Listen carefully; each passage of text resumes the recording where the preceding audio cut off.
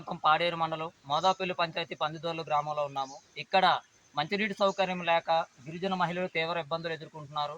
వర్షాకాలం అయితే ఇక్కడ వాటర్ నీళ్లు ఇక్కడ నుంచి నీళ్లు తెచ్చుకుంటున్నారు. అలాగే ఎండాకాలం గాని ఆసన్నమైందంటే సుమారు ఇంచుమించు కిలోమీటర్లన్నర దూరం వెళ్ళి అక్కడి నుంచి మంచినీళ్ళు తెచ్చుకోవాలి.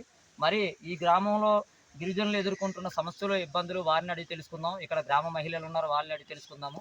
అమ్మ, మీరు మంచినీటి సౌకర్యంకి మరి ఇక్కడికి వచ్చి ఇటువంటి నీళ్లు పట్టుకెళ్తున్నారు కదా, ఎప్పుడైనా అధికారులకు తెలియజేశారా మీరు?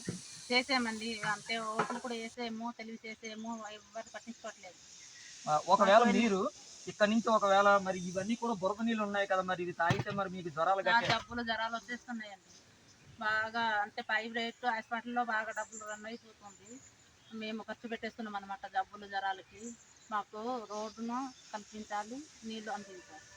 మరి మీకు ఇక్కడ నాయకులు ఉన్నారు కదా, మరి ఒక సర్పంచ్ లేకపోతే ఎంపీటీసీలు ఉంటారు, వాళ్ళకి ఎప్పుడైనా చెప్పారా? మరి చెప్పామండి, తెచ్చి ఇవ్వట్లేదు.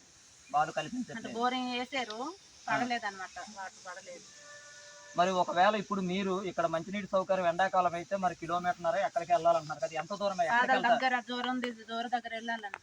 తాళని వారం తెచ్చుకొని తాగలేదు, తాగలేని వాళ్ళు. తల ఇబ్బంది, రోడ్డు బండి తిరగడం కూడా బాధ, ఎండాకాలం నీళ్ళకి బాధ. మరి మీరు ఒకవేళ ఇక్కడ నుంచి ఏంటంటే రేషన్ తీసుకోవాలంటే మీరు ఎంత దూరం వెళ్ళాలి? పాదకి వెళ్ళాలి. మోదాపల్లి పంచాయతీకి వెళ్ళిపోవాలండి రేషన్ తీసుకోవడానికి. ఎన్ని కిలోమీటర్లు ఉంటుంది అది? మరి మీరు నడిచి వెళ్ళాలా? నడిచి వెళ్ళాలి. మరి ఇప్పుడు మీరు అధికారులకు ఏం చెప్పాలనుకుంటున్నారు? అంటే మాకు రోడ్డు కొంచెం హెల్ప్ చేయాలనేసి, నీళ్లు కల్పించాలనేసి, మాకు వాటి గురించి బాగా. మరి ఇక్కడ మనం చూస్తున్నాము, నిజంగా నేడు స్వాతంత్రం వచ్చి ఏళ్ళు గడుస్తున్నా సరే గిరిజన ప్రాంతం అభివృద్ధి చెందలేదనుకుంటే దీనికి నిదర్శనం ఇదేనే చెప్పాలి. మరి ప్రభుత్వాలు మారుతున్నాయి కానీ మరి గిరిజనుల తలరాతలు అయితే మారట్లేదు అనే దానికి నిదర్శనం ఇదే. మరి వీళ్ళు రేషన్ తెచ్చుకోవడానికి కూడా సుమారు ఇంచుమించు ఆ గ్రామము మోదాపల్లి ఎక్కడికో వెళ్ళి తెచ్చుకోవాలా, 2.5 కిలోమీటర్ల దూరం వెళ్ళాలంటున్నారు. మరి ఇక్కడ కనీసం రోడ్డు సౌకర్యం కూడా లేకపోవడంతో వీళ్ళు కాలినడకన వెళ్ళి కాలినడకనే రావాలి. అలాగే ఒకవేళ అనారోగ్యం బారిన పడితే ఇక్కడికి వాహనాలు వచ్చేయడానికి కూడా రోడ్డు సదుపాయం కూడా పూర్తి స్థాయిలో లేదు.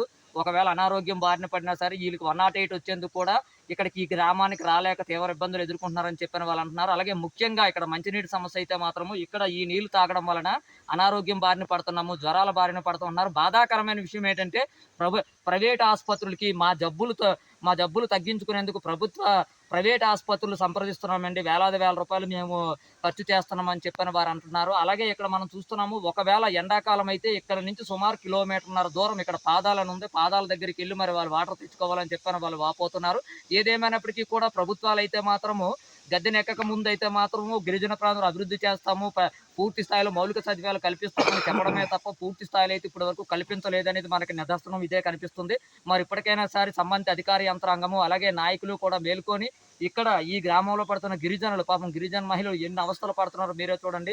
ఈ రోడ్డు బాగులేకపోయినా సరే అక్కడి నుంచి పిల్లలు పెద్దలతో వచ్చి ఇక్కడ నీళ్లు మోసుకుంటున్నారు.